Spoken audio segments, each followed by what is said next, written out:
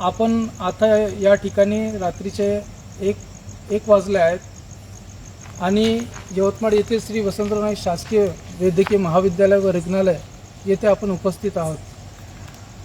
या शासकीय रुग्णालयात कसल्या प्रकारे रुग्णांची पिडवणूक होत आहेत याचं एक छोटं उदाहरण म्हणजे मी तुम्हाला आज इथे दाखवणार आहे। आता रात्रीचे 1 वाजता आम्हाला एक रुग्णाचा फोन आला आहे। आम्ही त्यांना मदत करायला इथे आलो आहेत आणि त्यांना अपघात विभागातून सिटी स्कॅनसाठी त्यांना रेफर करण्यात आला आहे।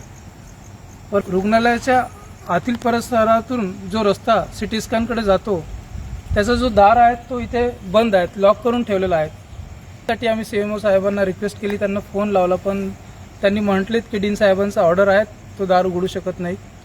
त्यामुळे आम्हाला रुग्णाला आता या रुग्णालयाच्या बाहेरच्या परिसरातून रुग्णाला सिटी स्कॅन विभागात आम्हाला घेऊन जावं लागलं आहे।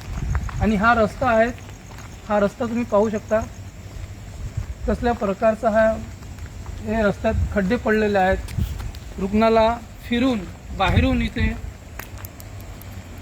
शॉर्टकटचा जो रस्ता दार आहे तो ओपन न करता त्यांना बाहेरून फिरून सिटी स्कॅन विभागाकडे जावं लागत आहे। असल्या प्रकारचा हा रस्ता आहे।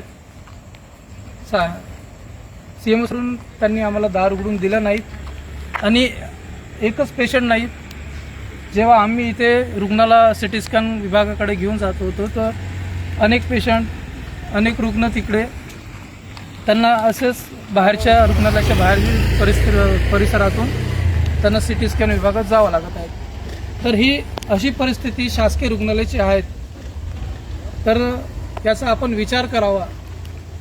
ही परिस्थिती बदलण्यासाठी माननीय जिल्हाधिकारी साहेबांनी, रुग्णालयाचे माननीय मुख्य अधिष्ठाता साहेबांनी यांनी प्रयत्न करावे अशी विनंती आम्ही करत आहोत।